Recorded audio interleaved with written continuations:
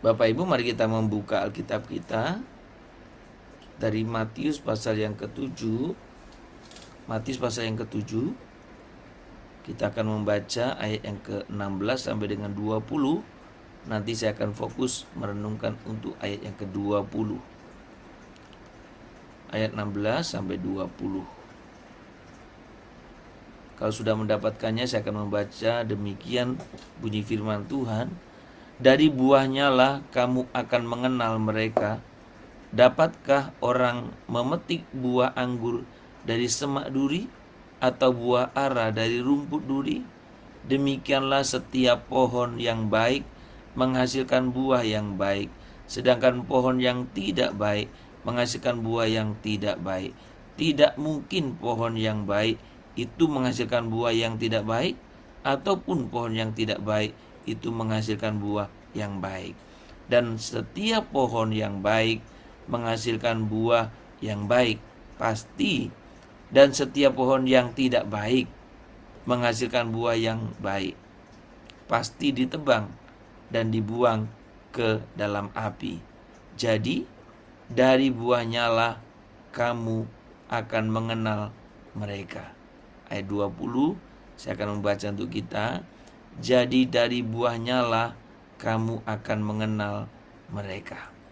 Saudara, pagi ini ayat ini kita akan pahami dengan satu tema, buah yang dilihat orang lain. Saudara, ketika kita membaca Matius pasal yang ke-7 ini, kita tahu dengan jelas ya konteksnya bagaimana Tuhan menyatakan kepada murid-muridnya bagaimana orang atau kita semua dalam pandangan Tuhan. Bagaimana ketaatan kita itu sangat penting. Bahkan ritual-ritual ataupun pemujaan-pemujaan yang tanpa disertai ketaatan itu pun sia-sia. Maka ketaatan menjadi sangat penting dalam setiap kehidupan kita.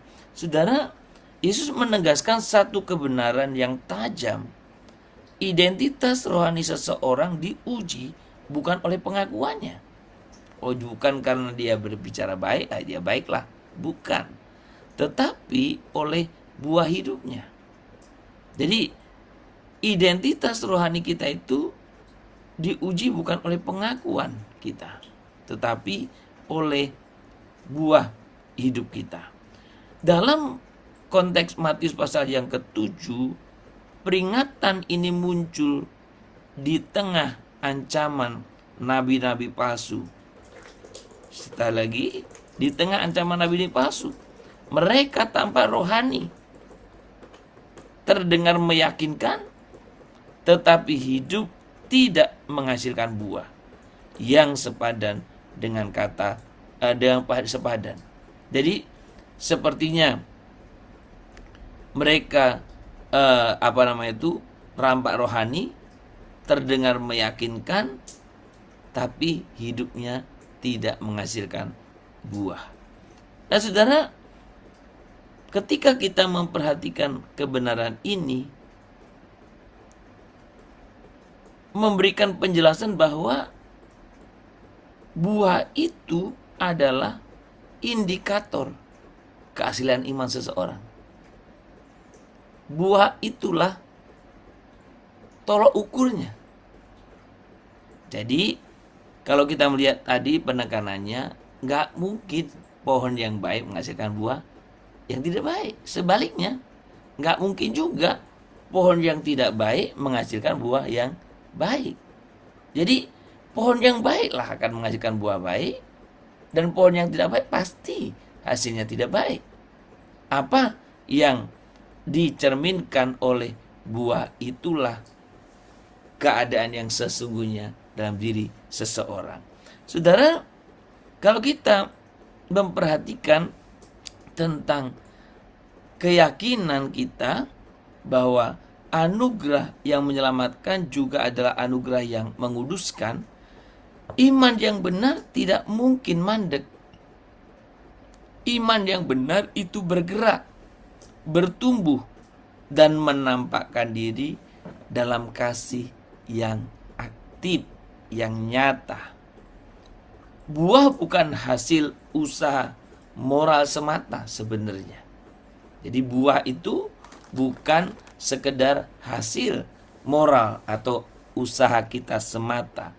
Buah itu merupakan karya Roh Kudus yang mengubah hati dan kemudian memancar dalam kehidupan sehari-hari. Maka sekali lagi, dalam bagian ini pun saya menekankan betapa perubahan dalam hidup kita itu dimulai dari dalam, lalu memancar keluar dalam kehidupan kita sehari-hari. Buah yang dilihat orang lain sering kali muncul justru dalam hal-hal yang biasa. Jadi bukan harus yang spektakuler, bukan harus ada hal tertentu. Buah itu muncul dalam hal-hal biasa. Misalnya, bagaimana kita bersikap saat tidak dihargai. Itu mencerminkan siapa kita. Saat ada orang tidak menghargai kita, bagaimana kita, itu mencerminkan diri kita. Bagaimana kita memperlakukan orang yang lemah. Iya kan? Jadi beberapa belakang ini saya suka melihat itu ada TikTok atau tentang bagaimana kecenderungan orang di gereja memperlakukan orang, ya. Jadi dibuatlah dalam TikTok itu bagaimana dia ketika berperan sebagai orang miskin, orang tidak punya apa-apa, tidak diperhatikan gitu ya, compang-camping gitu ya. Kemudian dia berperan sebagai orang kaya, diperhatikan ya. Sekalipun kadang kalau saya berpikir lucu juga ya dalam TikTok ini. Kenapa? Ya karena kalau tiba-tiba datang orang berpakaian aneh juga kita takut di gereja. Bukan nggak mau perhatikan ya. Takut juga ya. Ini siapa ya? Pasti curiga kan. Jadi sebenarnya bukan masalah tidak memperhatikan kalau itu kan. Nah itu di luar itulah ya. Tapi saudara, buah kita itu lihat justru ketika kita memperhatikan orang biasa itu keseharian. Bagaimana sikap kita ketika ada orang yang orang lemah datang. Bagaimana kita setia saat tidak ada yang melihat kita. Saat tidak ada yang melihat kita, bagaimana kehidupan kita aslinya. Itu ya. Karena ada orang ketika dilihat orang begitu menjaga betul, bagus sekali. Orang sudah tidak ada, balik lagi ya, pengennya langsung dilepas itu ya. Ada banyak orang Kristen demikian ya. Saudara, tentu ya itu terhindarlah dari kita lah. Jangan kita seperti itu, Mas. Saudara, kesaksian Kristen yang paling kuat itu bukanlah yang lantang. Kesaksian yang paling kuat itu bukan yang suaranya keras. Kesaksian yang kuat itu adalah yang konsisten. Jadi di mana saja, kapan saja, seperti itu. Hidup benar, baik, ya kan? Rendah hati dengan semua orang, ya. Jangan rendah hati dengan orang tertentu, dengan yang lain sombong. Ada juga begitu kan? Ramah dengan yang lain tidak ramah. Bukan. Justru kekonsistenan kita itulah yang memperlihatkan bahwa iman kita itu kuat. Orang mungkin melupakan khotbah kita, tetapi mereka mengingat cara kita mengasihi. Ya bisa saja orang melupakan khotbah kita kan? Gak diingat khotbah kita kalau yang kita melayani. Panen atau apa saja yang kita lakukan, pesan kita dilupakan. Tetapi apa yang kita lakukan, cara kita mengasihi, cara kita mengampuni, dan cara kita hidup benar, orang tidak akan lupa. Maka saudara, dilihat atau tidak lihat orang, perlihatkanlah kehidupan yang benar. Dari buahnya lah orang akan melihat kita. Kekudusan dalam hidup kita, kekudusan dimulai dari hati yang nyata dalam kekudusan hidup. Jika hati kita dibentuk oleh kasih Allah, maka hidup pun akan menjadi sarana anugerah bagi sesama. Betul kan? Hati kita dibentuk oleh kasih karunia Allah. Maka yang keluar sebagai ekspresinya, ya kita mengasihi orang lain, menjadi berkat. Itulah sebabnya saudara, buah hidup selalu bersifat sosial. Maka kalau ketika kita berbicara tentang doktrin kekudusan, itu tidak ada kekudusan tanpa kekudusan sosial. Saudara, karena memang ketika kita berbicara tentang buah hidup, ya bersifat sosial. Ia dinikmati orang lain dan menunjuk kepada Kristus, bukan kepada diri kita sendiri. Banyak orang alih-alih ingin Tuhan dimuliakan, tapi realitanya dia ingin dirinya yang dimuliakan.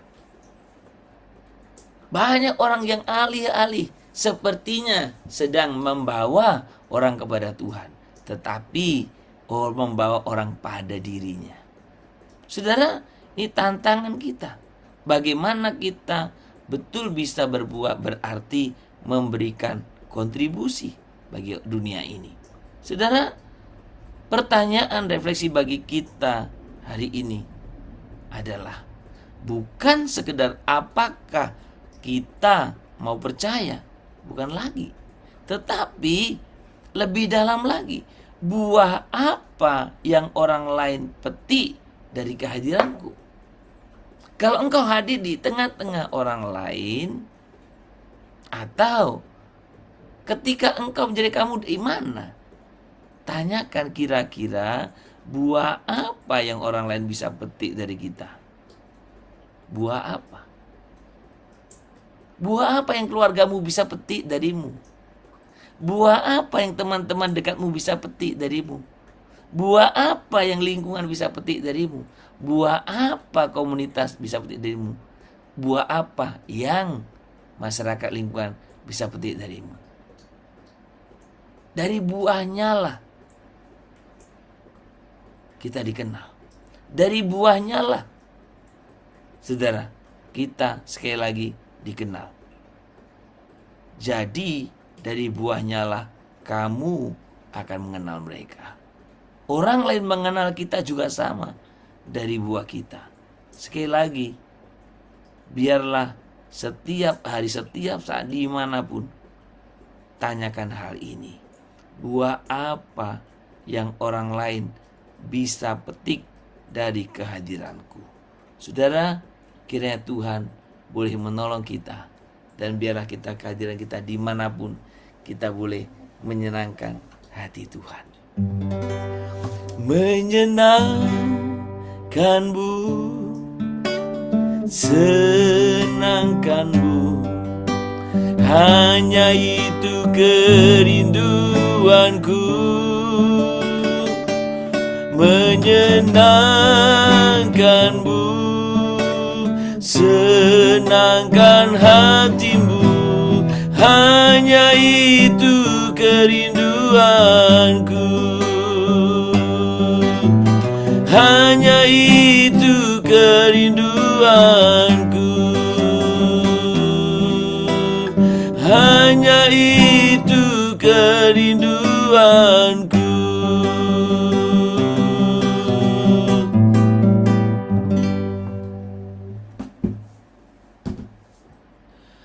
Tuhan, kami menyerahkan hati dan hidup kami kepadamu.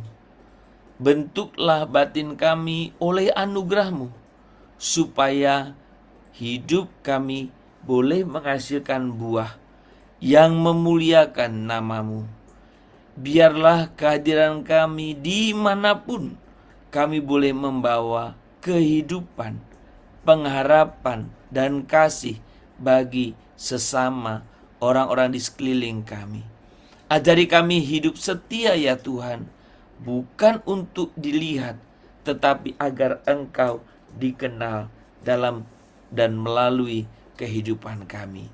Di dalam nama Yesus kami berdoa.